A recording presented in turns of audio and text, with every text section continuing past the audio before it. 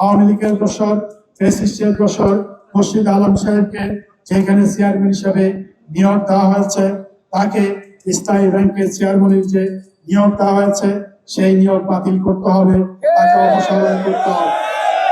কারণ তিনি শেখ হাসিনার আমলে, ফ্যাসিস্ট আওয়ামী লীগের আমলে বাংলাদেশের ব্যাংকের ডেপুটি গভর্নর হয়েছে। বাংলাদেশ ব্যাংকের ডেপুটি গভর্নর সহ যে সমস্ত কর্মকর্তার সহযোগিতা, এছাড়াও ইসলামী ব্যাংক সহ অন্যান্য ব্যাংকগুলো লুটপাট করেছেন, এই ব্যাংকগুলো থেকে টাকা পাচার করেছেন, তার সহযোগী হিসাবে তারাই ভূমিকা পালন করেছে। এবং ব্যক্তিগতভাবে তিনি দুর্নীতির সাথে জড়িত, যেটা আমরা সংবাদ মাধ্যমে আমরা জানতে পেরেছি, এবং তিনি অনৈতিক নারী গঠিত কেলেঙ্কারির সাথেও তিনি জড়িত। এই কারণে একজন ব্যক্তিকে যদি ইসলামী ব্যাংকের চেয়ারম্যান হিসেবে নিয়োগ দেওয়া হয় এবং তাকে বহাল রাখা হয়, তাহলে ইসলামী ব্যাংকের গ্রাহক যারা আছে তাদের আস্থা নষ্ট হবে এবং এই গ্রাহকরা কোনোভাবে ইসলামী ব্যাংকে লেনদেন করার ক্ষেত্রে স্বাচ্ছন্দ্য অনুভব করবে না। সে কারণে ইসলামী ব্যাংকের চেয়ারম্যান হিসেবে যাকে নিয়োগ দেওয়া হয়েছে তাকে অবিলম্বে তার নিয়োগ বাতিল করে তাকে এই পদ থেকে অপসারণ করতে হবে। মুর্শিদ আলমের অপসারণ আমাদের 1 নম্বর দাবি। আমাদের দ্বিতীয় দাবি হলো যে ইসলামী ব্যাংকের ব্যবস্থাপনা পরিচালক ওমর ফারুক খান, যার নেতৃত্বে 5 আগস্টের পরবর্তী সময়ে ইসলামী ব্যাংক ঘুরে দাঁড়িয়েছে।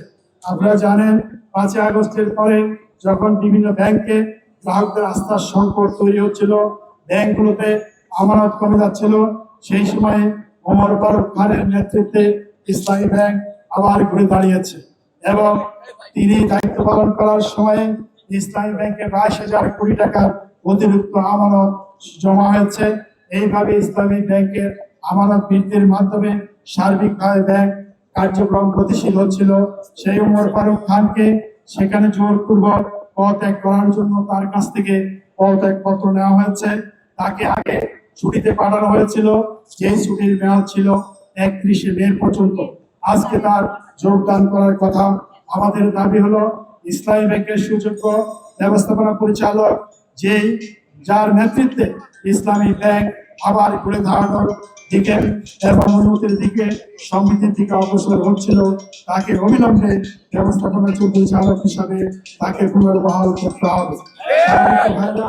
ইসলামী ব্যাংক সহ বাংলাদেশের যত ব্যাংক রয়েছে সকল ব্যাংকের অভিভাবক হলো বাংলাদেশ ব্যাংক। বাংলাদেশ ব্যাংকের যিনি গভর্নর, তার দায়িত্ব হলো ব্যাংক সেক্টরকে গতিশীল করা, এর মাধ্যমে বাংলাদেশের অর্থনীতিকে সামনে এগিয়ে নিয়ে যাওয়া। কিন্তু আমরা দেখতে পেয়েছি বাংলাদেশ ব্যাংকের গভর্নর হিসেবে যিনি নিয়োগ পেয়েছেন, এই ইসলামী ব্যাংক সহ অন্যান্য যে ব্যাংকগুলো ধুকে ধুকে নিশ্চিত ধ্বংসের দিকে যাচ্ছে, সেগুলি কার্যক্রম ক্ষেত্রে স্বচ্ছতা আনয়ন, গ্রাহকদের আস্থা ধরে রাখার জন্য এমন কোনো কার্যক্রম পরিচালনা করতে পারেন না এবং তার ব্যর্থতার কারণে ব্যাংকে গতিশীলতা তৈরি হয় নাই। ফলে এক্ষেত্রে তার অযোগ্যতা এবং অদক্ষতায় দায়ী। সে কারণে তিনি যেহেতু ব্যাংকগুলোকে সুষ্ঠুভাবে পরিচালনা করার ক্ষেত্রে তিনি ব্যর্থ হয়েছেন, সেই কারণে আমরা তার অবিলম্বে পদত্যাগ দাবি করছি। সরকারের কাছে আমরা দাবি জানাচ্ছি যে একজন দক্ষ যোগ্য ব্যক্তিকে বাংলাদেশ ব্যাংকের গভর্নর নিয়োগ করুন, যাতে করে সবগুলো ব্যাংক গতিশীলতার সাথে তার কার্যক্রম পরিচালনা করতে পারে, গ্রাহকদের আস্থার সাথে কার্যক্রম পরিচালনা করার মাধ্যমে ব্যাংকিং সেক্টরের সকল দুর্নীতি এবং অব্যবস্থাপনার অবসান হয়। সেই জন্য বাংলাদেশ ব্যাংকের গভর্নর মোস্তাকির রহমান সাহেবের আমরা পদত্যাগ দাবি করছি।